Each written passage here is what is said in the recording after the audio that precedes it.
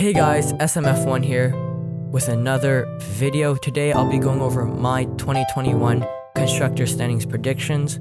This is my first time doing this style of video, so if you like it or have any feedback, please comment down below. If you're new here, don't forget to subscribe, and if you liked the video, click that like button and let's get right into it.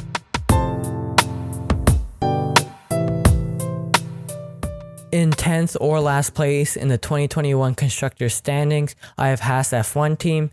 I believe they won't improve too much on their car from last year, with most of their improvements coming from the Ferrari engine.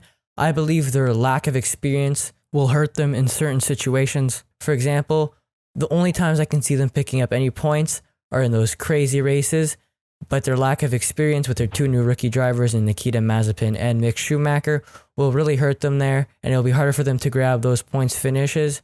And I think maybe they could surprise us. However, I don't plan on Haas getting too many points, maybe a point here or there again. And I see them falling behind the rest of the field and finishing last place, and that is why I see them in 10th.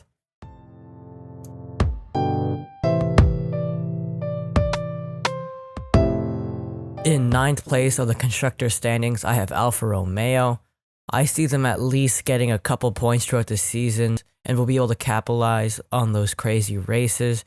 A lot of their development will depend on the Ferrari engine, but I see Giovinazzi and Kimi as a very strong driver lineup. Giovinazzi is improving a lot, as we saw last season, and I believe this could be one of his breakout seasons. And I see him under the guidance of Kimi, who is still a very good driver, but he's not like what he once was. So I believe he'll still have those breakout performances like in the Portuguese Grand Prix, except there will be a lot less of them. But that driver lineup overall is pretty good, and I can see them picking up some points in those crazy races and coming through in those weird situations like we saw in Monza, where both cars were running in the podium positions. And that is why I have Alfa Romeo in 9th place.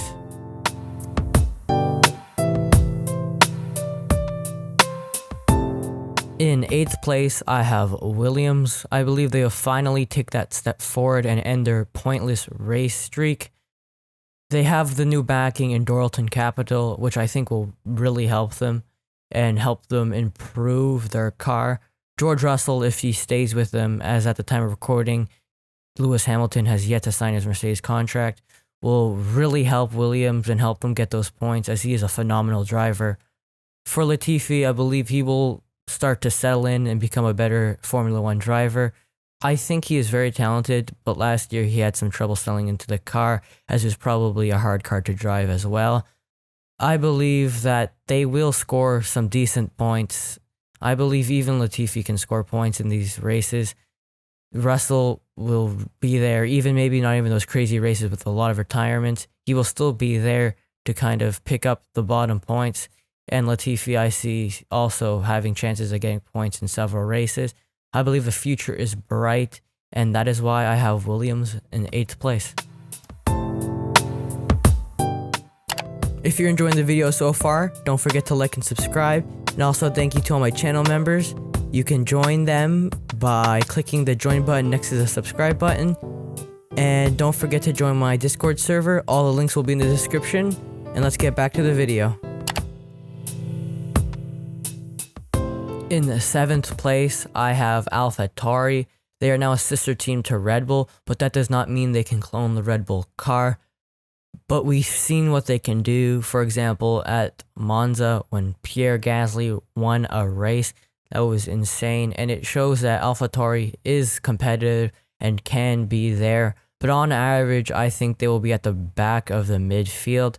Their new rookie driver, Tsunoda, seems promising, and I would like to really see what he can do, as I think he'll be able to pick up some consistent points for AlphaTauri.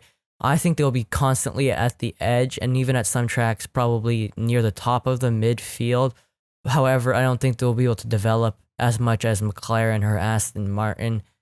So overall, I see them in the midfield battle, but again, they're kind of at the rear of that and falling a bit behind. However, I'd like to see in the future how closely related they are to the Red Bull team, and that is why I have AlphaTauri in 7th.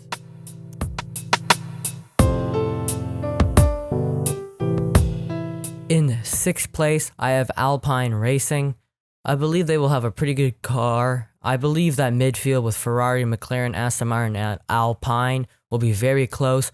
However, what I think will set them behind is they have a pretty risky driver lineup. Esteban Ocon, I think, will have a pretty good season.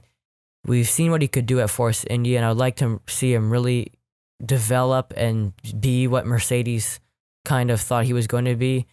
I believe Fernando Alonso will take a bit of time to settle back into a Formula One car.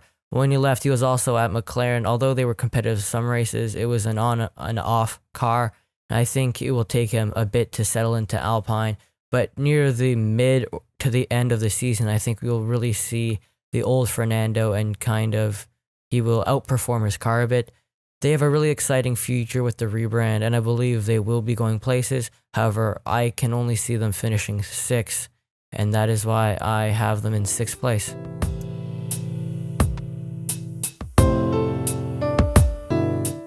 In fifth place, I have Ferrari. This may come as a bit of a surprise, as some people have Ferrari topping the midfield. I think their car will improve greatly, but I don't think it will be enough to catch up to McLaren and Aston Martin. They have, of course, one of the best driver lineups with Carlos and Charles, and it will really help them in that constructors standings. And I think that's what will really solidify them in the midfield, is their drivers will just be so consistent. They really need to improve on their engine, as that was their biggest loss last year. And if that happened, they could maybe end up in third in the top of the midfield. I really think they do have a chance at topping that midfield. However, I see it most likely for them to be sort of in the middle, and that's why I have them in fifth. And I think they will develop faster than the rest of the teams throughout the season. They could maybe end the season third fastest, but I see them taking fifth, and there is, of course, a chance of them doing better than that. But that's where I see the most realistic possibility, and that's why I have Ferrari in fifth.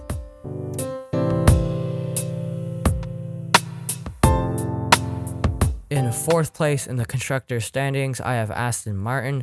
I believe there will be another very close battle between Aston Martin and McLaren for third in the constructors, but I believe McLaren will just edge them out. Aston Martin has a very high risk, high reward lineup with Lance Stroll and Sebastian Vettel. Vettel could really pay off if he returns to World Championship form, and I think Lance Stroll will have a breakout season. He is a very good driver, but he lacks consistency. For the first quarter of the season, he was clearly in fourth place and doing very strong. Hungary, Spain, but that Mugello crash knocked him out, and for the next couple races, he had lots of DNFs that most of them were not really his fault, and he ended the season at least with a podium in Sakir. However, he is very good in those very weird situations, like Italy with the red flag and Sakir with the George Russell puncture and everything. And I believe we could see a lot of surprise results from him. I think the development will be interesting to see, as we know they had a very similar car to the 2020 Mercedes, or the 2019 Mercedes. So I really want to see what way Aston Martin takes with the development of the car. And it's very obviously exciting to see Aston Martin back on the Formula One grid. And I'm excited to see what happens with them. And in the future, I think they could be a world championship team. And that is why I have Aston Martin in fourth.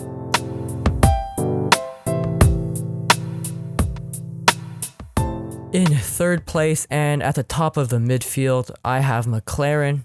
They have a very strong driver lineup, bringing in Daniel Ricciardo, and I'm excited to see how Lando Norris develops as a driver. They have a bright future. They're another team where I think in the future, or the near future, they could become a world championship team. I really would like to see how they develop their car and compare it to the other midfield teams, such as Aston Martin, as I think there will be a very close race to have the fastest car. Ricciardo's impact, I believe he will do wonders for the team and work very well with the team. They will be at the top of the midfield, and I can see maybe even a race win next season in those crazy races. As we saw in the 2020 season, we had two new race winners with Pierre Gasly and Sergio Perez, and I can see McLaren being in the podium in those crazy races. Again, the Red Bull and Mercedes, I think, will be consistent at the top, but we have to see how Sergio Perez performs, and I think there will be a lot of podium chances for McLaren to take, and that is why I have McLaren in third.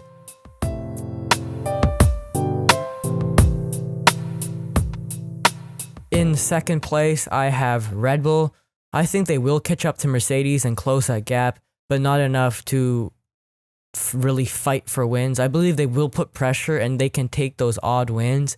However, I think Mercedes will remain dominant.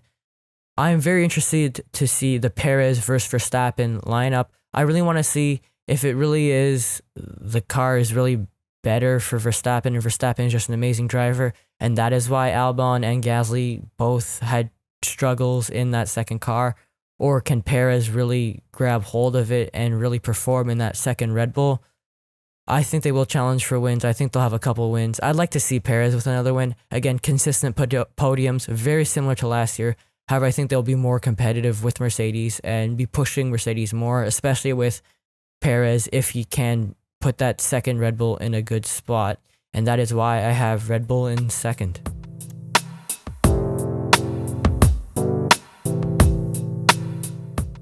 In first place, and to no surprise, taking the constructor standings in the 2021 Formula One season, I have Mercedes. Again, just staying dominant in Formula One and just really controlling the season. Bottas Hamilton could be interesting, their fight for the World Championship, as if they crash, that could leave an open race for teams to take. If Hamilton resigns again at the time of recording, I still don't know if Hamilton is good. He still hasn't signed the contract. And Russell is a big consideration, as he clearly is a talented driver, and I think he should be called up to Mercedes. However, I don't think they'll build a gap on Red Bull, as I think they will have their sights set on the new regulation changes. And just, yeah, in general, Mercedes won't change that much. They'll still be dominant, and that is why I have them in first. So there you have it. Those are my predictions for the 2021 Constructor standings. Comment down below your predictions and if you agree or disagree with me. If you liked this video, don't forget to hit that like button, and if you haven't already, please consider subscribing. I hope you guys enjoyed this video, and see you guys in the next one.